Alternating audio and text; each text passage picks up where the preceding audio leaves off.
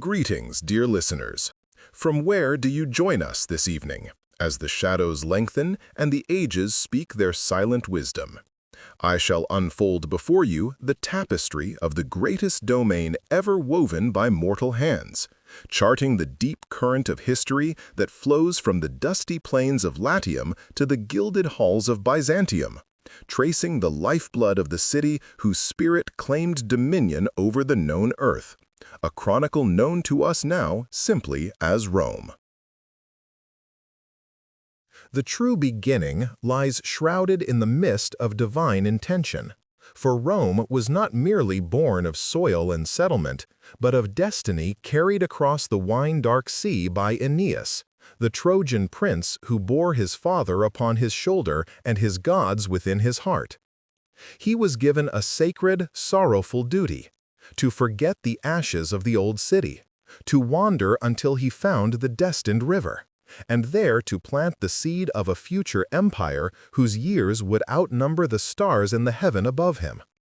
His progeny, though separated by centuries, remained forever beholden to that initial mandate of survival and relentless expansion, which they understood as divine favor.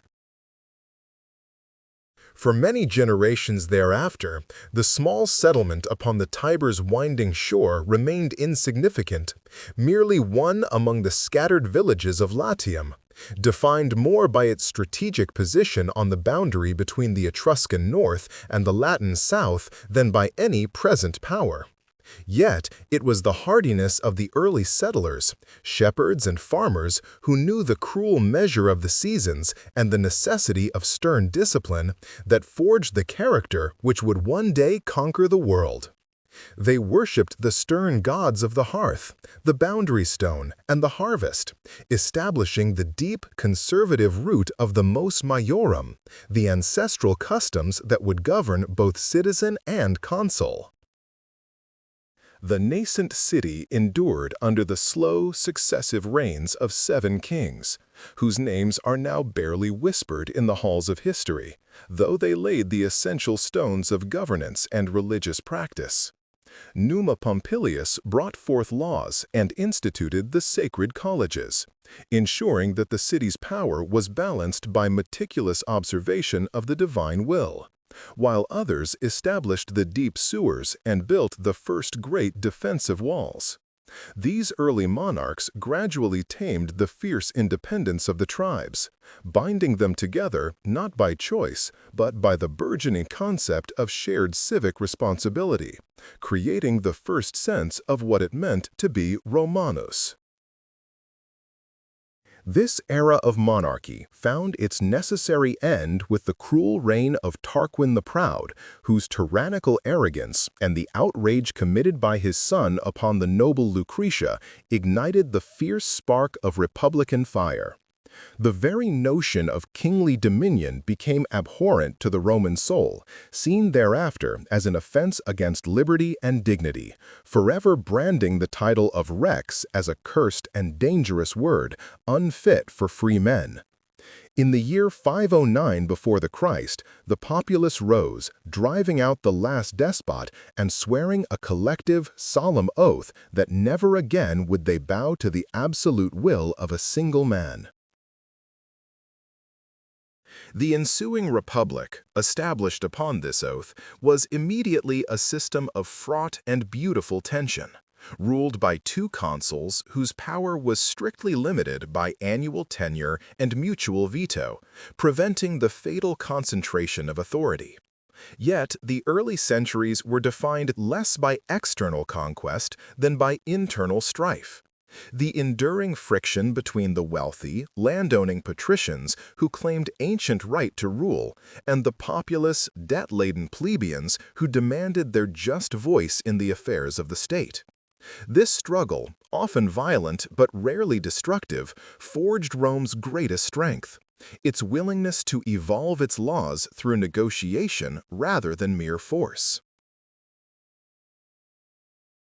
It was the plebeian succession to the Sacred Mount that forced the true birth of Roman jurisprudence, for the common people withdrew their vital labor, refusing to return until their demands for written law and protection were met, threatening to leave the city undefended and starved. This momentous act led eventually to the creation of the 12 Tables, harsh and simple laws engraved upon bronze, publicly displayed for all to read, ensuring that even the humblest citizen could know the precise measure of justice, a vital step toward establishing the rule of law over the arbitrary will of the elite. These tables codified civic duties and property rights, forming the bedrock upon which all future Roman law would stand. Throughout this period, the ideal citizen was not the wealthy orator or the pampered aristocrat, but the simple, virtuous man of the soil, dedicated utterly to duty, exemplified by the tale of Cincinnatus, found plowing his meager field when summoned by the Senate to accept the dictatorship in a time of dire military emergency. Having swiftly defeated the enemy and secured the city, he famously surrendered his absolute authority after only 16 days, declining all offers of reward and returning immediately to his small farm. This act of profound self-abnegation solidified the power of virtus, manly excellence expressed through duty, austerity, and indifference to personal ambition, as the highest currency of the Republic. As internal strife slowly yielded to complex, stable institutions, the Roman gaze turned outward, toward the mastery of the rugged Italian peninsula, engaging in decades of relentless, punishing wars against the surrounding Latin tribes, the mountain-dwelling Samnites, and the proud, decadent Greek cities of the south. The Samnite Wars, stretching over half a century, were particularly brutal, teaching the Romans the harsh art of mountain warfare and cementing the structure of the disciplined manipular legion, a flexible fighting formation that proved superior to the rigid Greek phalanx. By 270 BC, after defeating the Greek Pyrrhus and his famed elephants at immense cost, Rome stood undisputed mistress of Italy, her authority reaching from the northern Apennines to the Sicilian Straits. However, this dominion brought them into direct, catastrophic confrontation with the other great power of the Western Mediterranean, Carthage. This magnificent Phoenician city, founded centuries earlier upon the shores of North Africa, possessed vast wealth garnered from trade, mastery of the seas, and a mercantile ruthlessness that clashed deeply with the agrarian, land-based ethos of the Roman conquerors. Carthage held Sicily, controlled the crucial naval routes, and maintained a professional, mercenary army. Their prosperity was a profound challenge to Roman ambition, and the ensuing struggle would become the first great global war in recorded history. The Punic Wars, spanning more than a century, were not merely a political conflict, but an existential trial by fire that tested the Roman spirit to the very edge of annihilation.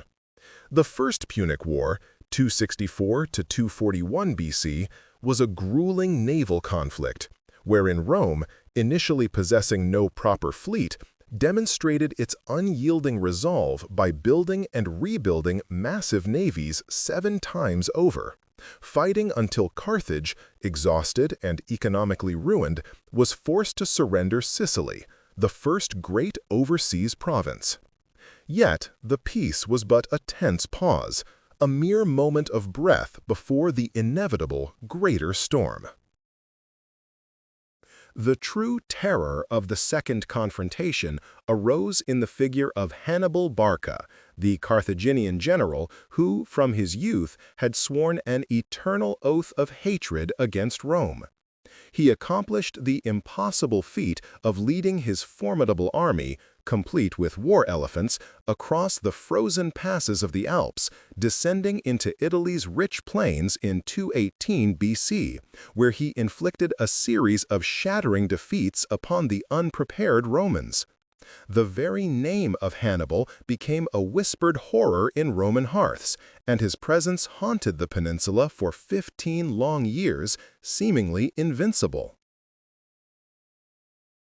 The darkest hour came at Cannae in 216 BC, where Hannibal executed a masterful encirclement, destroying 8 legions and killing nearly 80,000 Roman soldiers and allies in a single devastating day, the worst military disaster in the entire history of the Republic. Yet, even facing such catastrophic annihilation, Rome refused to yield. The Senate remained steadfast, the people endured, and though many allies defected, the core of the Latin Confederacy held fast. They adopted the Fabian strategy of cautious delay, refusing decisive battle, draining the enemy through attrition, showing the world that Roman strength lay not in tactics, but in indomitable, relentless resilience. The turning tide was brought by Scipio Africanus, a brilliant young Roman general who dared to take the war to the enemy's homeland, sailing to North Africa and forcing Hannibal to abandon Italy and rush home to defend his city.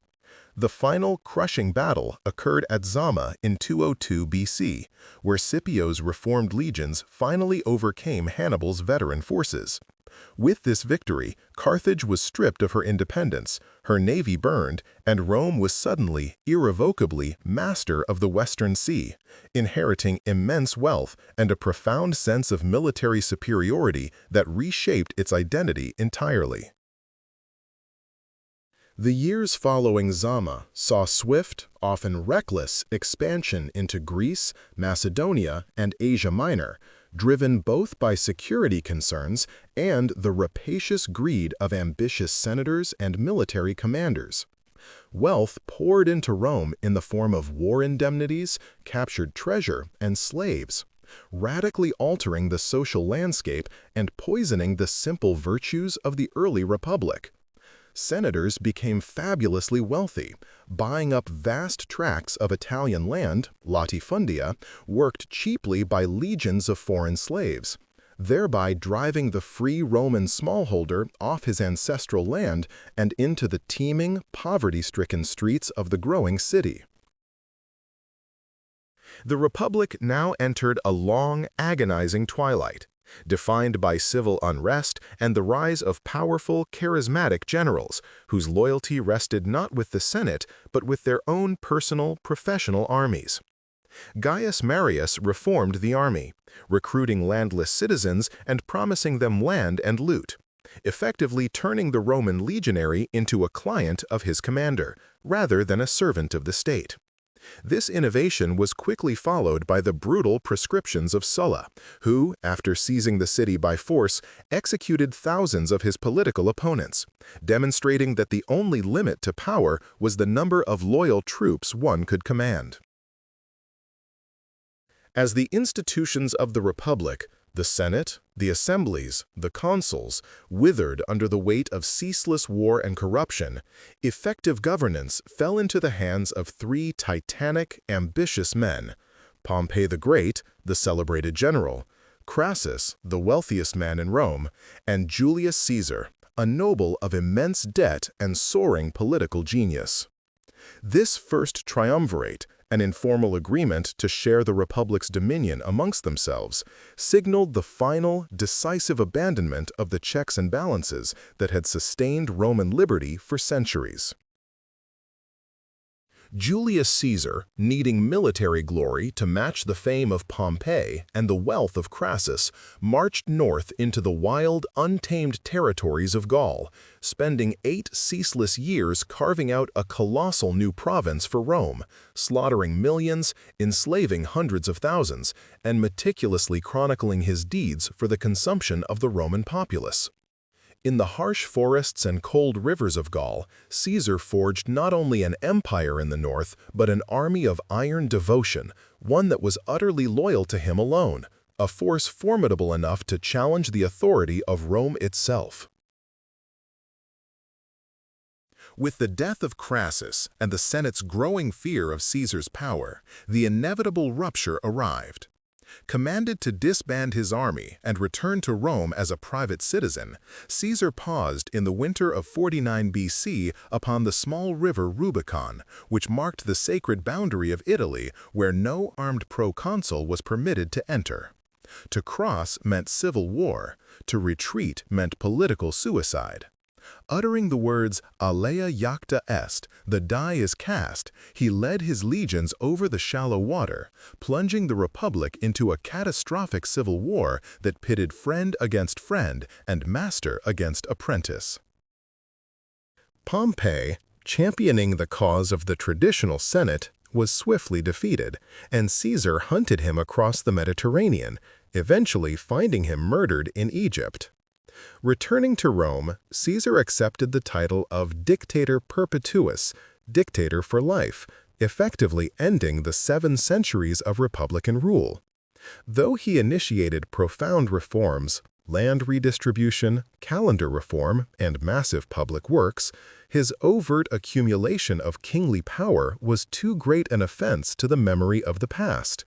The ideals of liberty, however fractured, still held sway among some noble families. The partnership fractured, as all such alliances founded on shared power inevitably must, leaving the calculating Octavian controlling the disciplined armies of the West, and the charismatic, passionate Antony ruling the wealthy Hellenistic East, where his fateful relationship with Queen Cleopatra of Egypt became a political and romantic entanglement that threatened the stability of Rome itself. Octavian expertly leveraged Roman fear and prejudice against the foreign queen, painting Antony as a man corrupted, intending to move the capital to Alexandria and rule Rome as a vassal state of Egypt. The final confrontation occurred at the naval battle of Actium in 31 BC, where Octavian's forces, under the command of the brilliant Agrippa, decisively defeated the combined fleets of Antony and Cleopatra. The lovers fled back to Egypt, where they both eventually met their ends, Antony falling upon his own sword, and Cleopatra choosing the venomous kiss of the asp rather than endure the shame of walking in Octavian's triumph through the streets of Rome. With their deaths, the last of the Hellenistic kingdoms ceased to exist, and the entirety of the Mediterranean world became Roman.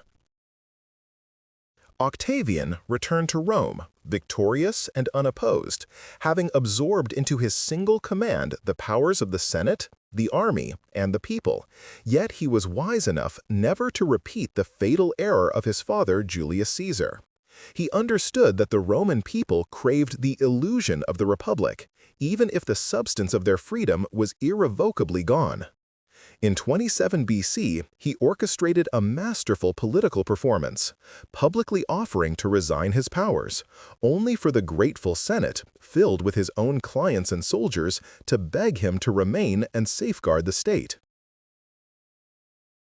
They bestowed upon him the sacred, unprecedented title of Augustus, the revered one, and thus began the Principate, an era that maintained the facade of republican tradition while vesting absolute centralized authority in a single man, the first emperor. Augustus claimed to have restored the Republic, but in truth, he had established a stable, enduring monarchy, veiled cunningly in the robes of civic duty.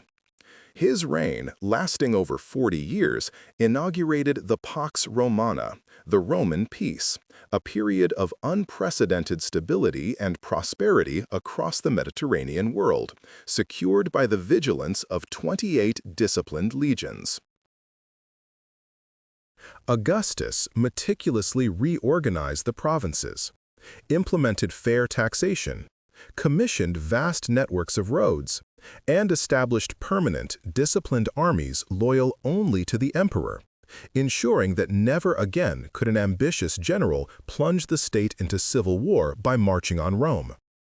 He dedicated himself to moral and religious renewal, promoting traditional Roman values of family, duty, and religion, rebuilding 82 temples, and overseeing the great architectural transformation of the city, famously boasting that he found Rome a city of brick and left it a city of marble. The great failure of Augustus's profound reign lay in the lack of a clear law of succession, as the Roman constitution never formally recognized the imperial office, forcing him to choose an heir by adoption and manipulation, grooming those within his own family circle. His chosen successor, the stern and capable Tiberius, was a gifted administrator but an unpopular emperor, burdened by the immense shadow of his predecessor, ushering in the complex, often volatile, Julian-Claudian dynasty that ruled after Augustus's death in 14 AD. Tiberius eventually retreated to the island of Capri, governing the vast empire through missive and rumor, allowing the increasingly decadent Senate and the powerful Praetorian Guard, the emperor's elite bodyguards, to contend for influence in Rome, sowing seeds of instability that would blossom tragically in the next generation. The burden of power, once shared amongst 2 consuls and 1,000 senators, was now fixed upon one man, and the resulting pressure occasionally fractured the minds of those who bore it. In the aftermath, the Praetorians famously discovered Claudius, Caligula's stammering, scholarly uncle, hiding behind a curtain, and proclaimed him emperor, a man previously discounted due to his physical infirmities and shy nature. Despite his awkward accession, Claudius proved a deeply effective administrator, expanding the empire through the successful invasion and annexation of Britain, while tirelessly organizing the imperial bureaucracy with efficient freedmen, thereby strengthening the central machinery of the state and ensuring the continuity of governance even in the face of flawed leadership. The final ruler of this founding dynasty was the infamous Nero, who ascended as a young man guided by the Stoic philosopher Seneca and the wise prefect Burrus, showing initial promise of moderate rule.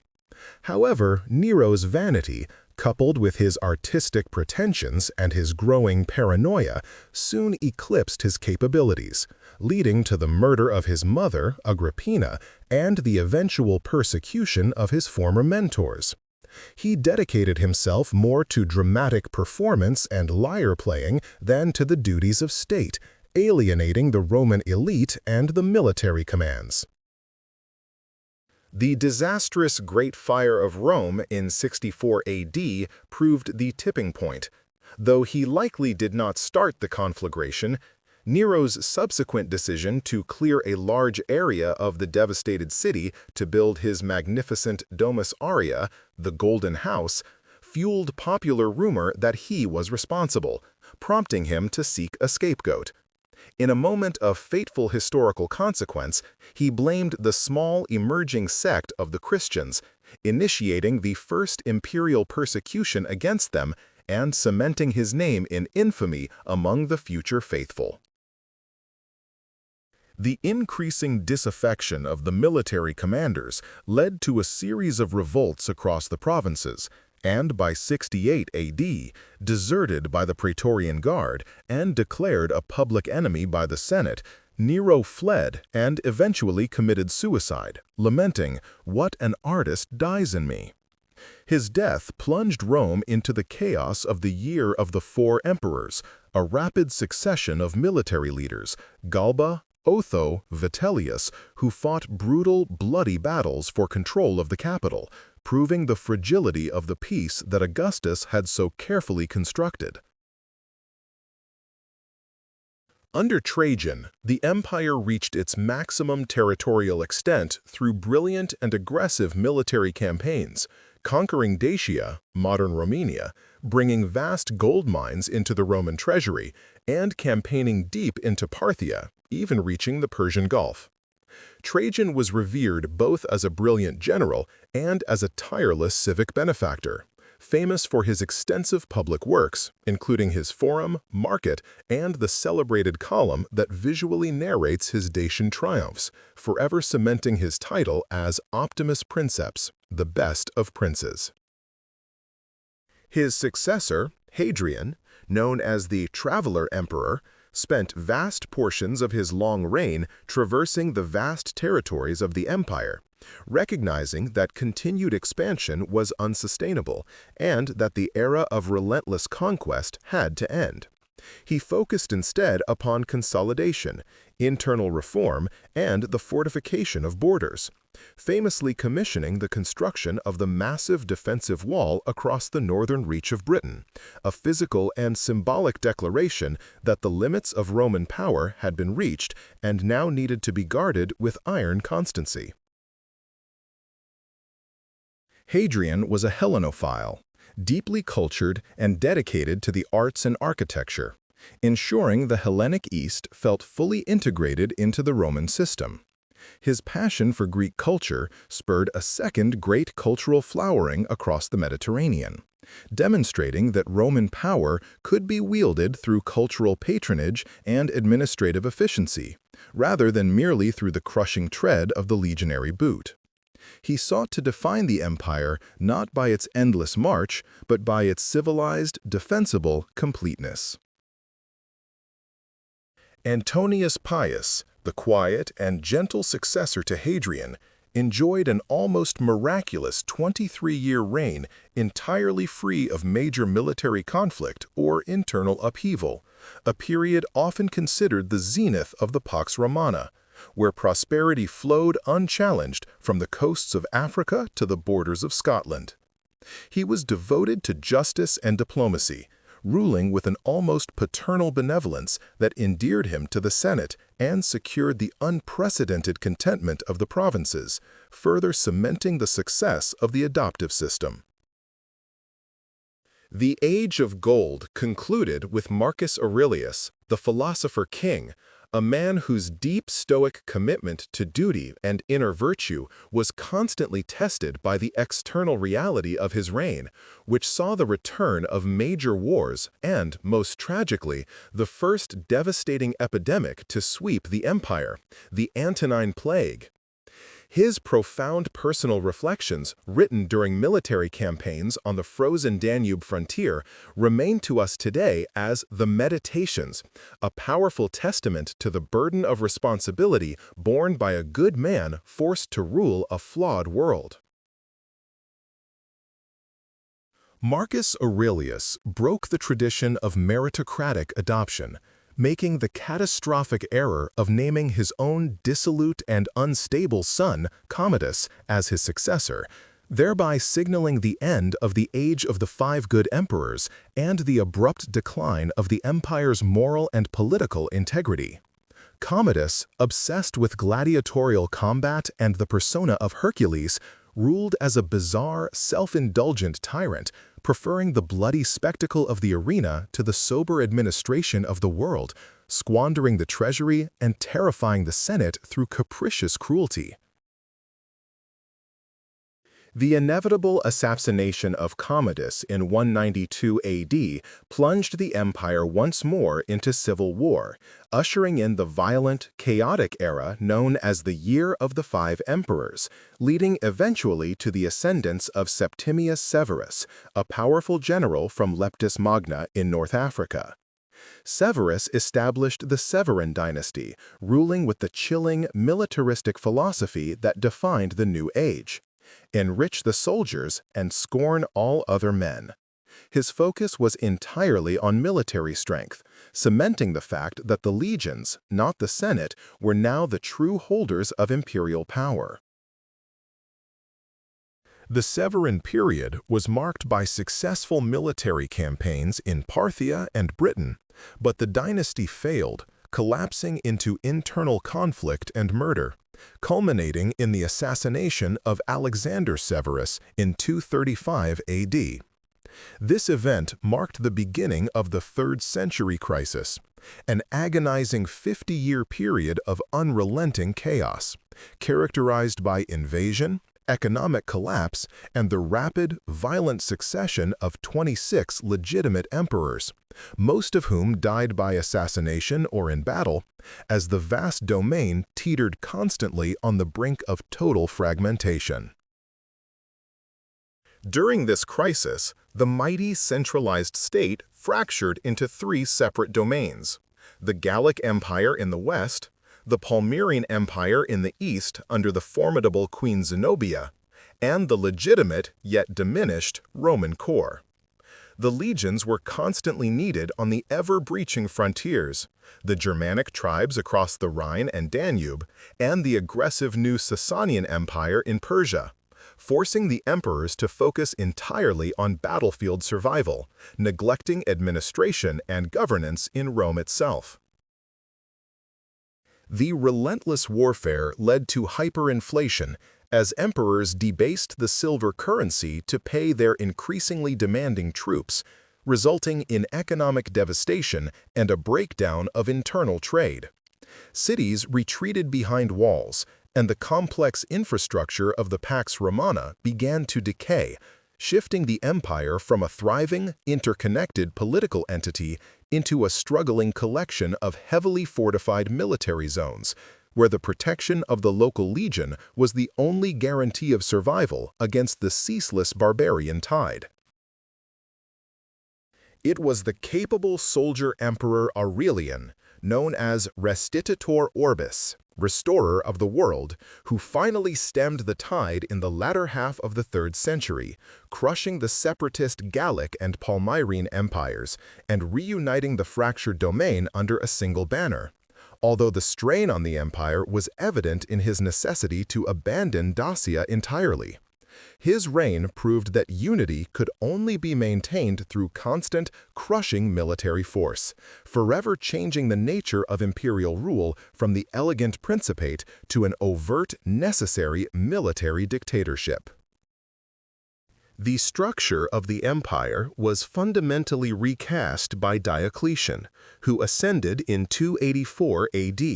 and recognized that the vast domain was simply too large and too vulnerable to be governed effectively by one man operating from a single city. He instituted the Tetrarchy, the rule of 4, dividing the empire into western and eastern halves, each ruled by an Augustus, senior emperor, assisted by a Caesar, junior emperor. Heir, ensuring that imperial power was closer to the endangered frontiers and that succession would be managed without immediate civil war. Diocletian also enacted widespread economic reforms, attempting to stabilize the currency and instituting harsh fixed-price edicts. And he massively expanded the imperial bureaucracy and the army, professionalizing the state's apparatus to handle the complexities of the new military age. These reforms, while necessary for survival, solidified the empire into an authoritarian, rigid structure, removing the last vestiges of civic freedom and locking people into their professions to ensure constant taxation and conscription, forever sacrificing liberty for security. Furthermore, Diocletian instigated the Great Persecution, the last and most vicious attempt by the imperial government to eradicate Christianity, seeing the burgeoning faith as a treasonous affront to the required state cults and a dangerous challenge to the spiritual unity he sought to enforce across the vast and troubled domain. Thousands of Christians were martyred, yet the faith, driven underground, only strengthened in defiance, proving its eventual historical inevitability. The Tetrarchy, a brilliant organizational concept, failed immediately upon Diocletian's enforced retirement in 305 AD, resulting once again in a power struggle among the Caesars and Augusti. From this complex and vicious infighting emerged Constantine the Great, who battled his rivals across the empire, famously defeating Maxentius at the Battle of the Milvian Bridge outside Rome in 1312 AD, allegedly having fought under the divine sign of the Christian Chi Rho. Constantine secured his power and, in 313 AD, issued the Edict of Milan, formally legalizing Christianity throughout the empire and ending the era of state persecution, a pivotal moment that irrevocably altered the spiritual landscape of the West, binding the destiny of the Roman state to the destiny of the Christian faith.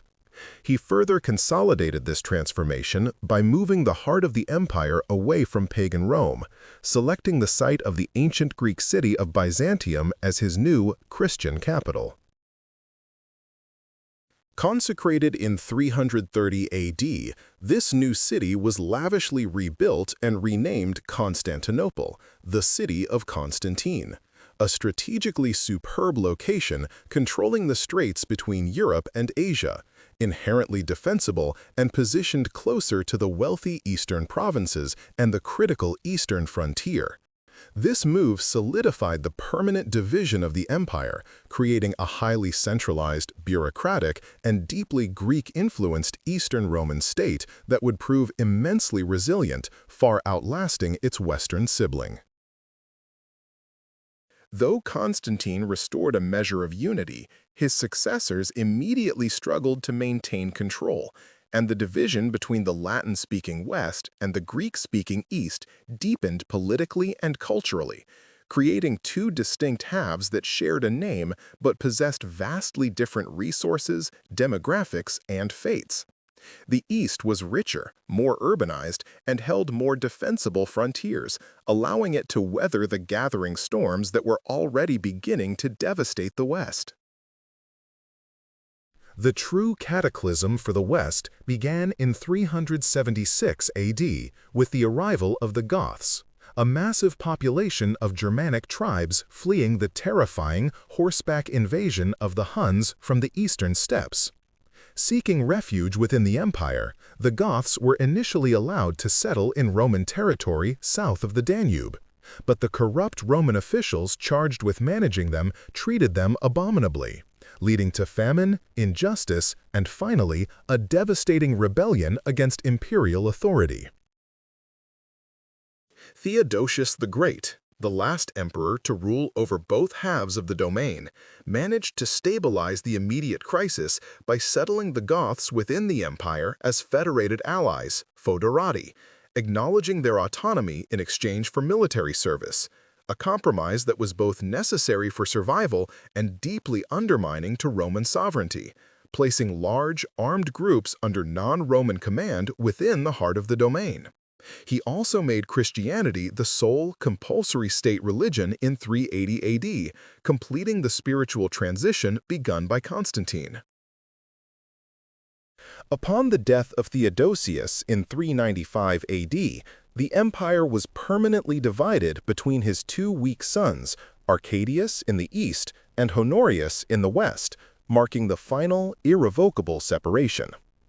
The Western Empire, governed from Ravenna rather than Rome, a grim acknowledgement of the capital's vulnerability, was far weaker, its wealth depleted, its manpower exhausted, and its frontiers constantly buckling under the pressure of mass migration. The early 5th century saw the empire's frontiers collapse under the sustained migratory pressure of various Germanic tribes, who were no longer merely raiding but seeking permanent settlement. In 406 AD, the freezing of the Rhine allowed a colossal host of Vandals, Suebi, and Alans to cross the river and flood into Gaul and Hispania, territories that the West could never truly reclaim. The Roman army, increasingly composed of reluctant barbarian mercenaries, could no longer patrol the vast territories, forcing a painful contraction of imperial authority. The ultimate humiliation came in 410 AD, when the Visigoths, led by their king Alaric, besieged and sacked the city of Rome itself, the first time in 8 centuries that the Eternal City had fallen to a foreign enemy. Though the sack was relatively brief, the psychological impact across the entire Mediterranean world was incalculable, shaking the profound belief in Rome's promised eternity and sending shockwaves that reverberated from Jerusalem to Britannia. St. Augustine, witnessing this profound failure, was prompted to write The City of God, attempting to find solace for his contemporaries by shifting ultimate hope from the terrestrial realm to the celestial.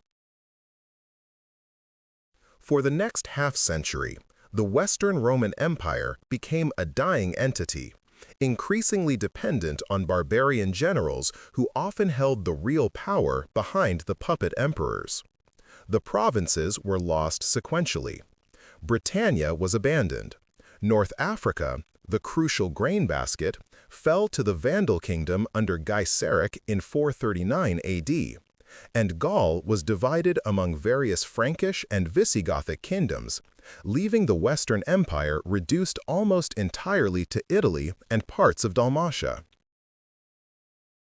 Yet, the Roman spirit offered one final, desperate struggle for survival against the overwhelming threat of the Huns under their terrifying King Attila, known to Romans as the Scourge of God.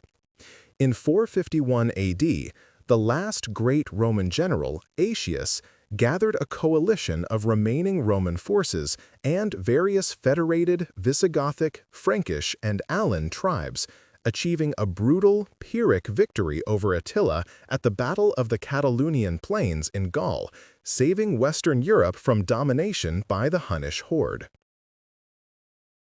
However, Aetius himself, the last of the Romans, was shortly thereafter murdered by the paranoid Emperor Valentinian III, an act of self-destructive folly that removed the only man capable of protecting the empire. Following this, the Vandals sailed from North Africa and launched a second, far more destructive sack of Rome in 455 AD, systematically looting the city for 14 days, demonstrating that the Western state had lost the will and the capacity to defend its own venerable capital. The final 2 decades saw a series of rapidly installed, insignificant shadow emperors in the West, often raised and deposed by the same succession of barbarian military leaders. The last of these, ironically named Romulus Augustulus, the Little Emperor, was deposed in 476 AD by the Germanic general Odoacer, who sent the imperial regalia back to the Eastern Emperor Zeno in Constantinople, declaring that the Western Empire no longer needed its own emperor. This symbolic act of 476 AD is traditionally taken as the moment of the fall of the Western Roman Empire, marking the true end of the ancient world. The political authority of Rome had not been violently crushed in a single day, but had slowly eroded over 2 centuries, sinking beneath the weight of economic collapse, political instability, social transformation, and the overwhelming force of migratory movement, leaving behind a mosaic of independent Germanic kingdoms where once a unified empire had reigned supreme. But the tale of Rome does not end there. For the eastern half, centered at Constantinople, the New Rome, possessed the administrative resilience, the wealth, and the unified purpose to endure, maintaining the unbroken traditions of the Roman state for another 1,000 years. This Byzantine Empire, though speaking Greek and increasingly Orthodox Christian in its faith, continued the imperial lineage, maintaining the intricate framework of Roman law, administration, and military strategy while the West fragmented into the Dark Ages. The eastern capital was a shining beacon of culture and commerce, an impenetrable fortress that resisted siege after siege, preserving the classical learning that was largely forgotten in the barbarian kingdoms of the West. The greatest ruler of this early Byzantine period was Justinian I, who reigned from 527 to 565 AD, a driven, indefatigable emperor determined to restore the former glory of the unified domain, believing himself divinely mandated to reclaim the lost provinces of the West. Justinian commissioned his brilliant general Belisarius to undertake the Reconquest, initiating decades of warfare that successfully wrested North Africa from the Vandals and, at immense cost, briefly restored imperial control over Italy from the Ostrogoths. Though the campaigns were militarily successful, they proved politically and economically exhausting, devastating Italy and stretching the Eastern Empire's resources to the breaking point, leaving the reclaimed territories vulnerable to further invasions shortly after Justinian's death. Justinian's most enduring legacy was not his military reconquest, but his legal codification, the Corpus Juris Civilis, a massive compilation and organization of all Roman law since the 12 Tables, conducted by his jurist Tribonian. This complete body of civil law preserved the sophisticated legal thinking of the Roman past and became the foundation for virtually all subsequent European legal systems, extending the intellectual sovereignty of Rome long after its political sovereignty had vanished in the West. However, the continual pressure from the aggressive Sasanian Persian Empire and the later eruption of the Arab conquests in the 7th century stripped the Byzantines of nearly all the rich Near Eastern provinces, forcing the empire to contract further into its core territories of Anatolia and Greece. The state underwent a profound transformation, becoming increasingly defensive, focused on the theme system, military districts, and turning inward to preserve its faith and culture against the new Islamic caliphates. The Byzantines successfully defended Constantinople against multiple massive Arab sieges, employing the secret weapon known as Greek fire, a mysterious burning liquid capable of igniting ships upon the water, thereby acting as the essential shield of Christian Europe, holding back the expansion of the caliphate for centuries and preserving the cultural identity of the Mediterranean world. Their diplomacy and military structure ensured the survival of the new Rome, while the old Rome sank into provincial decline. Throughout the medieval period, the relationship between the East and the fragmented West remained complex, often characterized by rivalry and misunderstanding, particularly after the Pope crowned the Frankish king Charlemagne as Emperor of the Romans in 800 AD. An act deeply resented by Constantinople, which saw itself as the sole legitimate heir to the Roman title. The religious rift between the Catholic West and the Orthodox East gradually widened, culminating in the formal schism of 1054 AD, shattering the unity of Christendom. The Byzantine Empire experienced a final military and cultural golden age during the Macedonian and Komnenian dynasties, 9th to 12th centuries,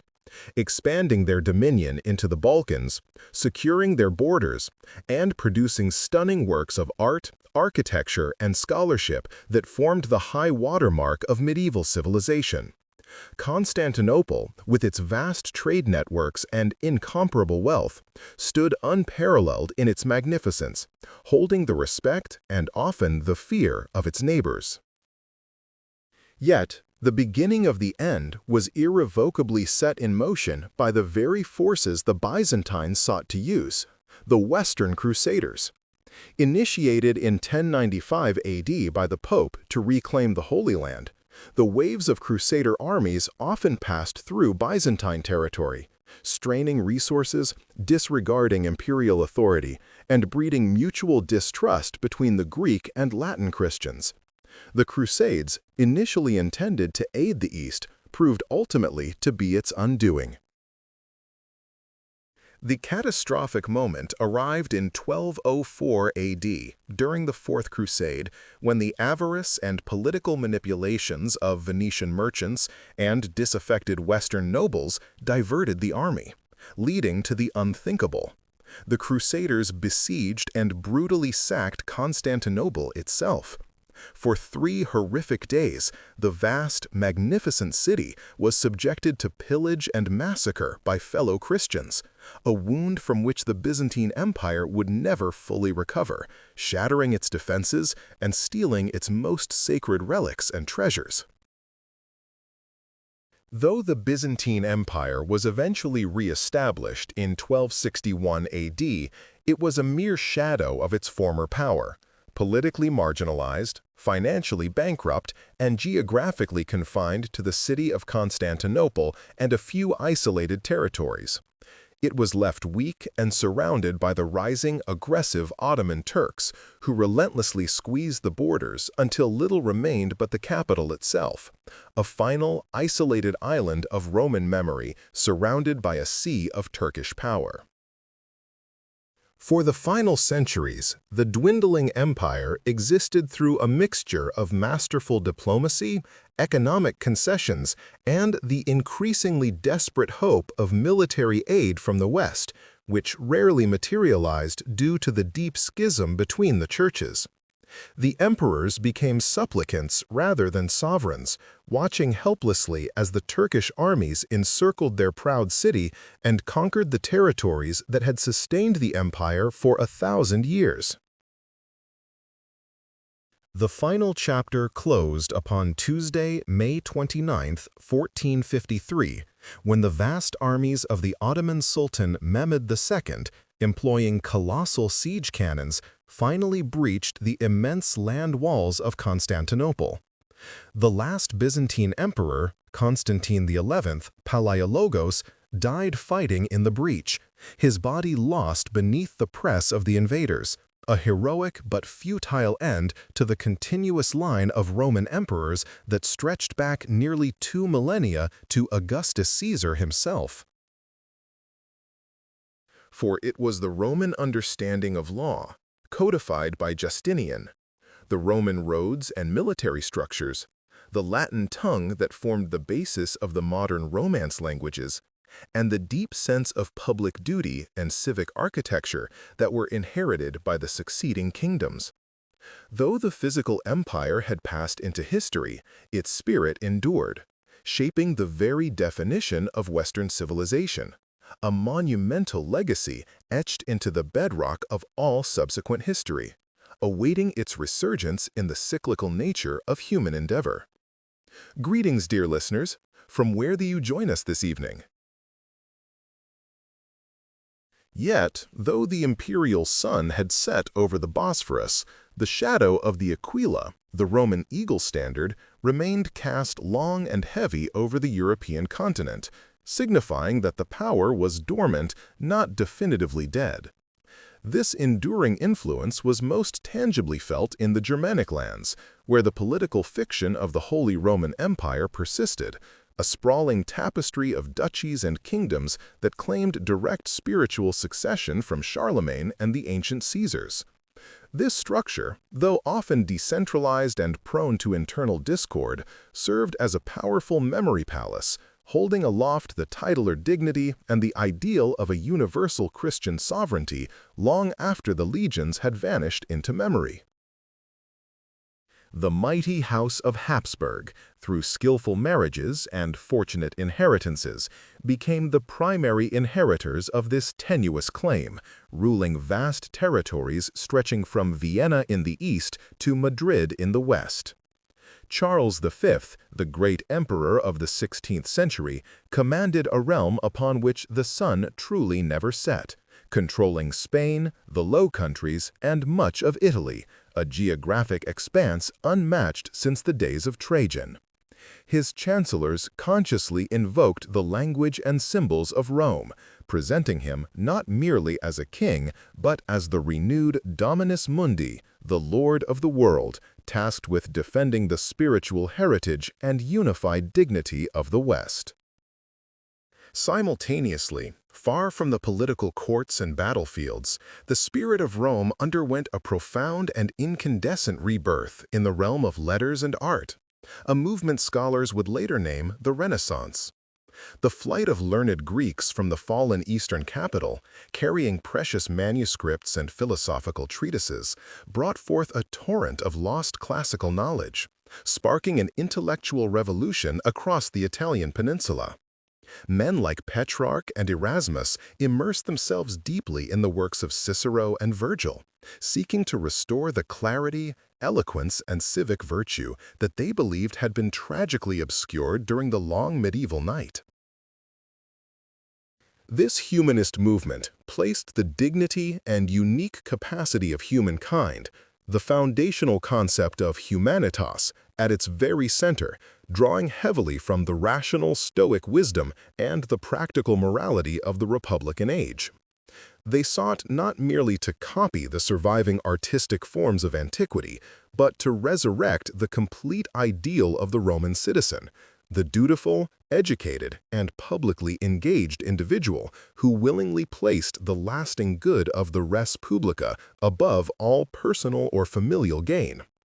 Architects consciously abandoned the soaring verticality of the Gothic styles, returning instead to the harmonious proportions, geometric forms, and classical columns of the Pantheon and the ancient basilicas, crafting palaces and churches that spoke eloquently of permanence, symmetry, and rational order.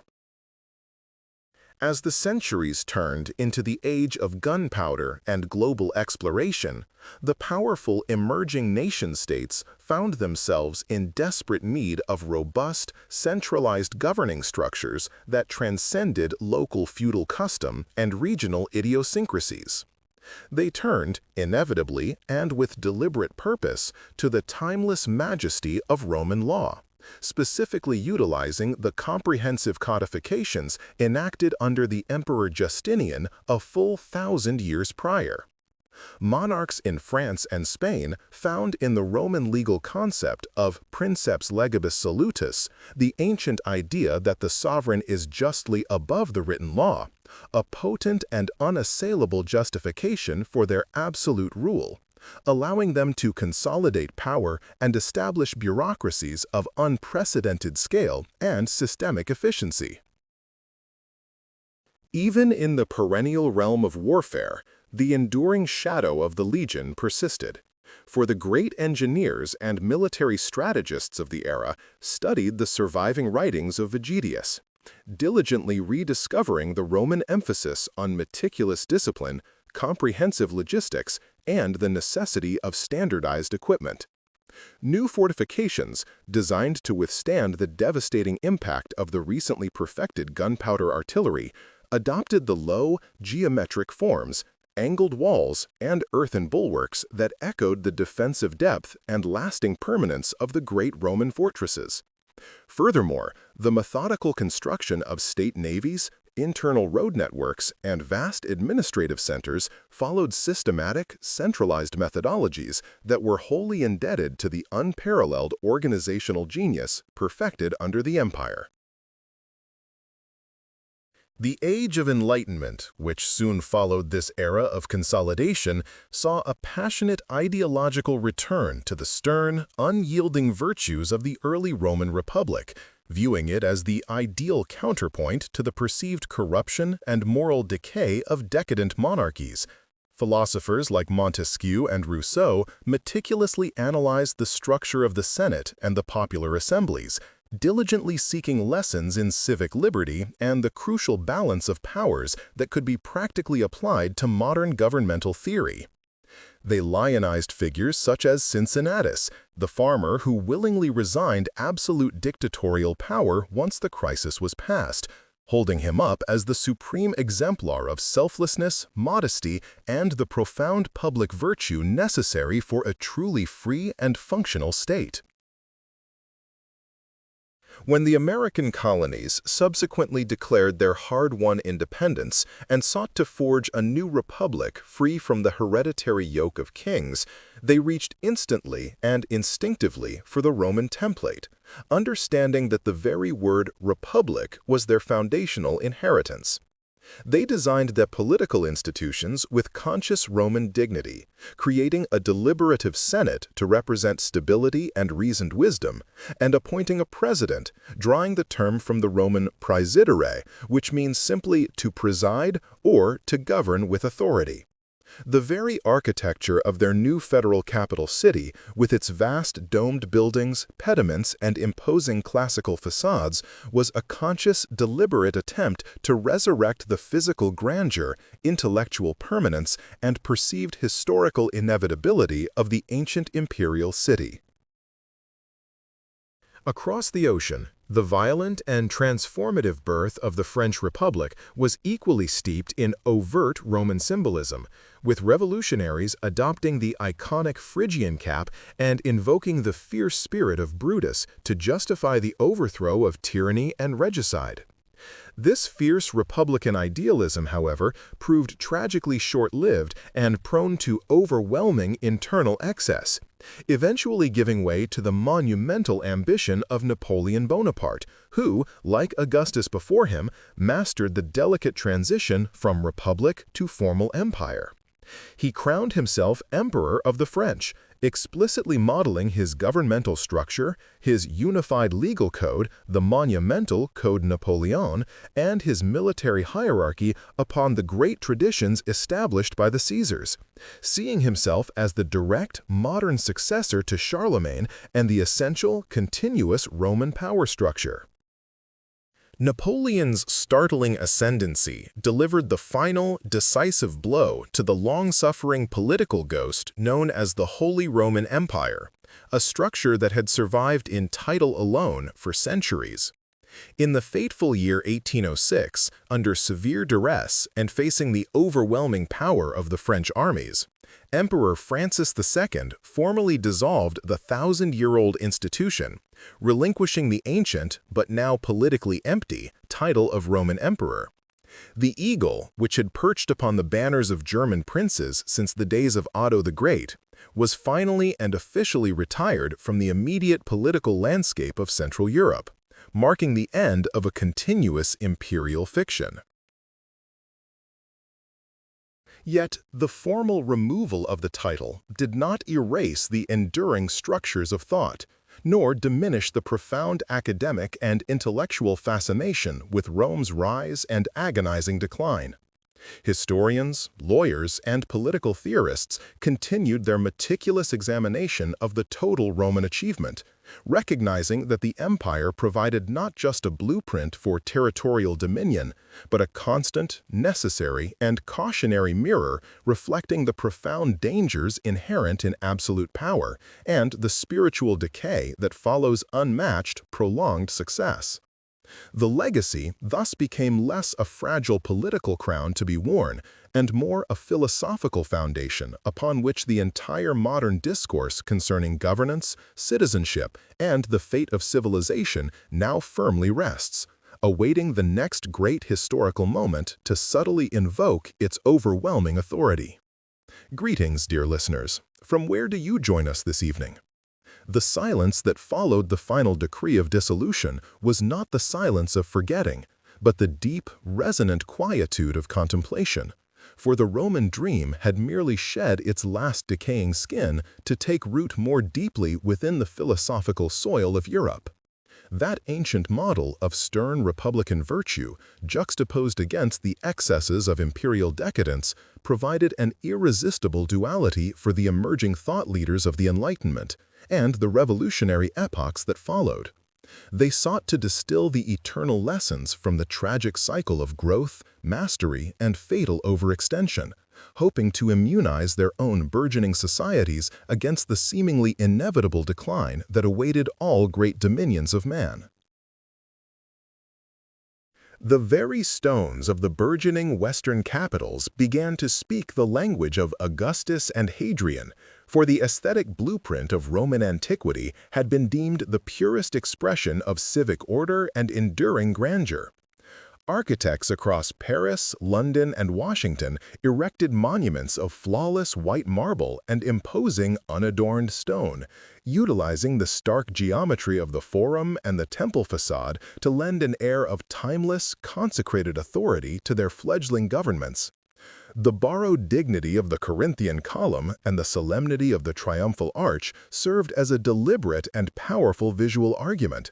that these new republics, though young, were the rightful heirs to the gravity and scale of the old imperium, possessing an intrinsic right to endure. Far more pervasive and enduring than the visual aesthetics was the silent, ubiquitous dominance of the Roman law, the Corpus Juris Civilis of Justinian, which provided the foundational logic for all continental jurisprudence and profoundly influenced even the common law systems across the Channel.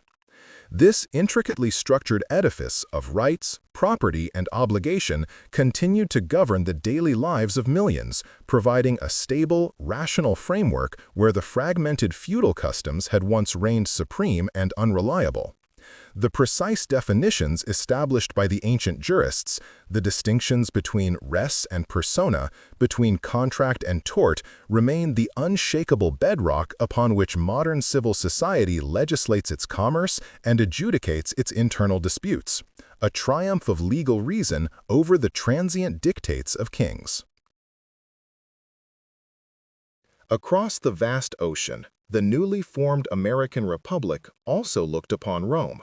Yet they sought inspiration primarily from the early, austere Roman Senate, embracing the narrative of Cincinnatus rather than that of Nero. The founders of this new nation avidly studied Cicero and Cato, striving to emulate the republican virtues of sacrifice, citizenship, and restrained political ambition, fearing deeply the seductive dangers of internal corruption and the rise of a standing army that had ultimately poisoned the Roman state. The very language of their political discourse, replete with references to senators, tribunes, and the dangers of tyranny, betrayed their profound, ongoing, and necessary dialogue with the historical narrative of the Republic's tragic failure. The great historical question, first crystallized into sweeping narrative by the formidable mind of Edward Gibbon in the previous century, continued to haunt the minds of thinkers throughout the 19th century. What precisely had caused the mighty structure to fail so comprehensively? Was it the decay of martial spirit brought about by prolonged luxury? The crushing weight of centralized bureaucracy that stifled local initiative? The internal corrosion wrought by Christianity's eventual triumph?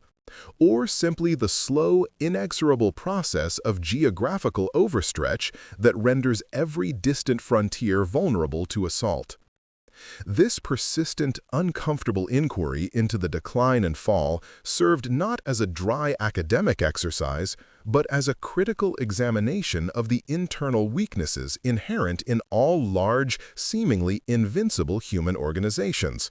a grim warning etched in monumental stone. Thus, the fields of classical study gained renewed and profound importance, deemed essential for the moral and political education of any complete statesman or cultured gentleman, for they held the keys to understanding the mechanisms of human governance at their most expansive and efficient. To master Latin was not merely to master a dead tongue, but to gain direct access to the thoughts of men who had successfully organized nearly the entire known Western world, whose administrative precision and literary elegance remained largely unsurpassed by later generations. The curriculum of the elite universities became, in essence, a sophisticated and rigorous apprenticeship in Roman thought and methodical statecraft, shaping the minds that would govern the globe. However, the universalist ideal of Rome, the notion of one law and one citizenship encompassing all disparate peoples, began to clash violently with the emerging, powerful forces of 19th-century nationalism, which sought to define authority along the narrow, demanding lines of language and singular ethnic identity. These new, fervent patriots often saw the Roman legacy as either a universal inheritance to be claimed only by their specific nation as proof of superiority, or as a foreign, suffocating imposition that needed to be fiercely resisted and replaced by indigenous cultural forms. The ghost of Rome now found itself claimed simultaneously by Germans, Italians, and Anglo-Saxons, each defining the heritage to suit their own burgeoning imperial ambitions and their desire for global precedence.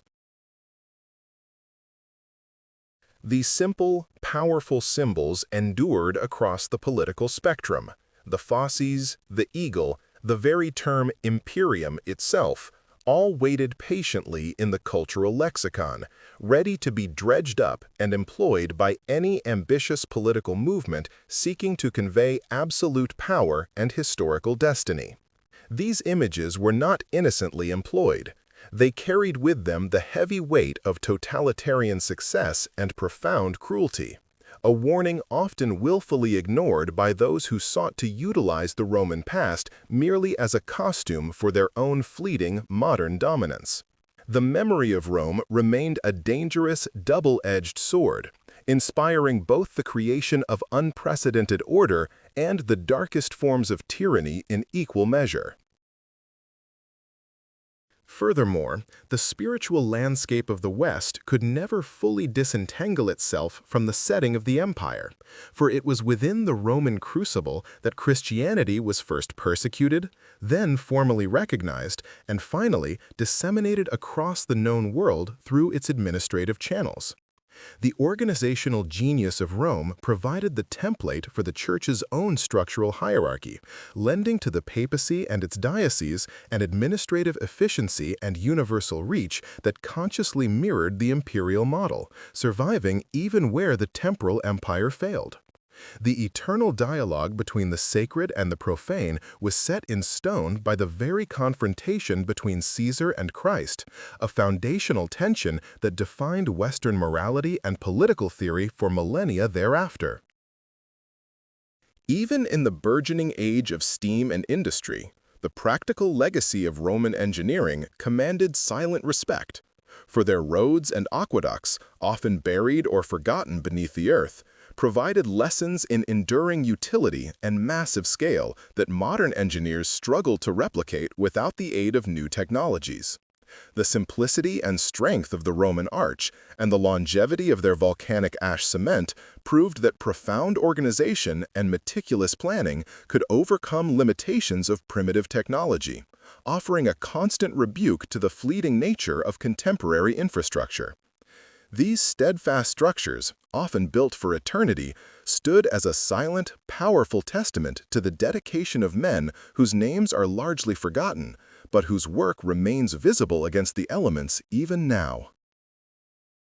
Thus, the scholar of the 19th century found himself perpetually tasked with the solemn duty of guarding this immense and instructional legacy, treating the fragmented maps, the broken statuary, and the crumbling legal documents not merely as curiosities, but as vital, instructional fragments of a completed civilization.